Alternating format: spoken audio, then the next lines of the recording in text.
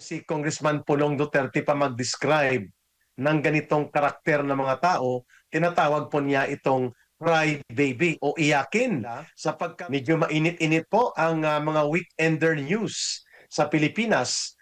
Isa po dito ay ang mga hakbang ni Commodore J. Tariela, tagapagsalita daw po ito ng West Philippine Sea Task Force. At the same time, opisyal ito ng Philippine Coast Guard. Pero balat sibuyas, no? Gusto niya siya lang ang pumuna at magbatikos. Pero kung siya ang babatikusin, kung si Congressman Pulong Duterte pa mag-describe ng ganitong karakter ng mga tao, tinatawag po niya itong cry baby o iyakin sapagkat nagsampa po ng kasong kriminal na cyber libel laban kay social media personality Sastro Gando Sasot. Itong si Jay Tariela at kung saan po ay ina-attempt nito na patahimikin at iharas ang isang katulad ni Sastro Gando Sasot na kritiko po sa baluktot at wala sa katuwiran na digmaan, tapang-tapangan na uri po ng tinatawag nating baluktot na foreign policy programs ni Marcos Jr., lalo na po itong pagiging tuta at sunod-sunuran sa laro ng maniobra ng pangingialam sa rehiyon ng Indo-Pasipiko ng Estados Unidos.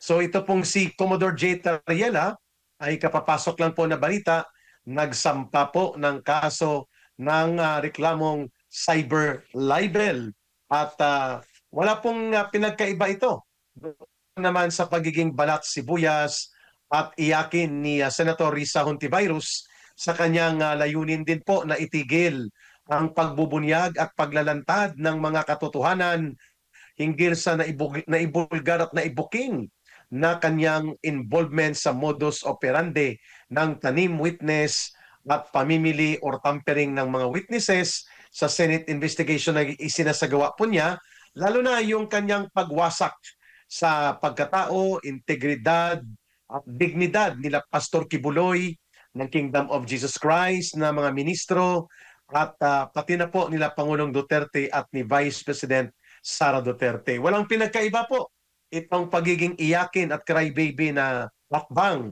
ni Commodore Tariela. Nakalimutan po nila, no, ni Senator Risa Hontiveros at ni Commodore J. Tariela that they are public properties. They are open to public scrutiny and they are part of the target of public criticism ng mga tao basta po hinggil sa kanilang mga functions bilang opisyal o lingkod ng gobyerno sapagkat it goes with the territory. Na kapag ikaw po ay opisyal ng gobyerno, ang iyong mga ginagawa, ang iyong mga pagpapatupad ng iyong mga duties and functions sa gobyerno ay may kaakibat po yan. Hindi lamang pananagutan, kundi ng pagiging handa na ikaw ay batikusin o punahin ng taong bayan kung may nakikita po silang pagkakamali, kabuktutan o hindi matuwid na ginagawa po ninyo. Kaya nitong modus operandi ni Hontiveros, ayon kay alias Rene, na tumutugma naman sa kanyang historical record ng tampering of witnesses, dayain po ang mga hearing na ito at gumamit po ng mga peke o bugos na mga testimonya upang magwasak ng pagkatao ng tinatarget nila. Ito naman si J. Tariela, si Commodore J. Tariela po, ang kanyang ranggo na ito ay equivalent to one-star rank na general sa branch of service ng Armed Forces of the Philippines. Ito po ay hindi ordinaryong personalidad sapagkat very aggressive po ito. Itong si Commodore J. Tariela sa kanyang mga pangbabatikos at mga pangingialam sa takbo ng politika na kung umasta magsalita po ito ay para bagang siya ay tagapagtaguyod at namumuno ng Department of Foreign Affairs. Hindi naman po. Hindi naman siya taga-DFA. Hindi rin po siya tagapagsalita ng Malacanang. At hindi rin po siya ang presidente ng Pilipinas. Pero kung umasta po siya as if siya po ang nakakaalam at siya po ang nagbibitbit at nagdedesisyon sa foreign policy and foreign relations ng ating bansa. May hinga patungkol po sa ating pakikipag-ugnayan at mga relasyon sa mga karatig bansa sa ating rehiyon. At kung bumatikos po ito, ay akala mo siya lang po ang matuwid na Pilipino na nagmamahal ng ating bansa at lahat po ng pumupuna sa digma-digmaan, tapang-tapangan at baluktot na uri ng foreign policy programs nila hinggil sa China, tinatrato po niya na parang mga taksil sa ating bayan. No, very arrogant po itong attitude pagkatao nito ni Commodore J. Tariela, kaya hindi tayo nakakapagtaka na makita natin na may hakbang siyang ginawa na pagsusumiti po nitong reklamo ng cyber libel laban sa isang social media personality na very vocal din po, no, kagaya ni Sastro Gando Sasot, si Professor Ana Malindog Oy, ay very vocal din po sila na pumupuna, at ako ay sumasama ako sa kanila sa pananaw na hindi tama at hindi tumutugma sa pambansang interes ng mga Pilipino ang pagiging tuta at sipsip nila Marcos at nila Tariela sa makaisang panig na pagsuporta sa mga interes ng Estados Unidos sa rehiyon ng Indo-Pasipiko sapagkat delikado ito sa taong bayan. And dahil sila ay bumabatikos, tinatawag nila si Pangulong Duterte at ang mga Duterte political group na mga maka-China, mga taksil sa bayan, kung sila ang makabatikos, okay lang.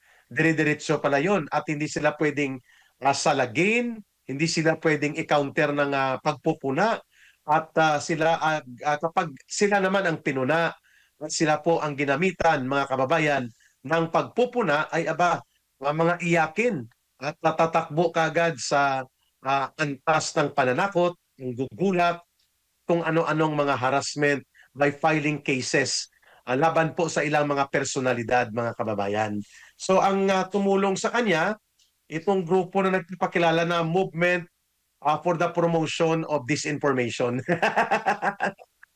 Itong grupo ni Tony Lavinia, no?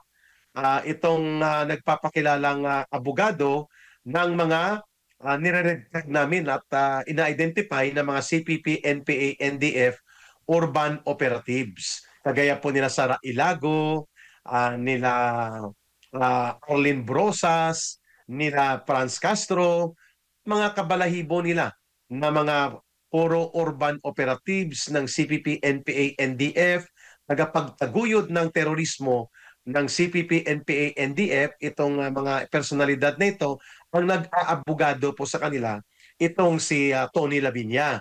At kung makaasta ito, akala mo ay siya na ang pinakatama, nagbibitbit ng katotohanan at katarungan.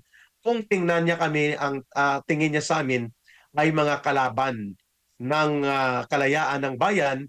Pero sa totoo po, ito sila ang mga ipokritong mapagkunwari na akala mo tagapagbantay ng moralidad at katotohanan, subalit tagapagtaguyod at tagapagtanggol pala ng bulok na interes ng mga grupong nagkukunwaring mga human rights activists, mga progressive groups, mga aktivista, pero yun pala sa totoong buhay, totoong karanasan, ay mga extension at aktibong operatiba sa CPP, NPA, NDF na nakadeploy sa urban areas.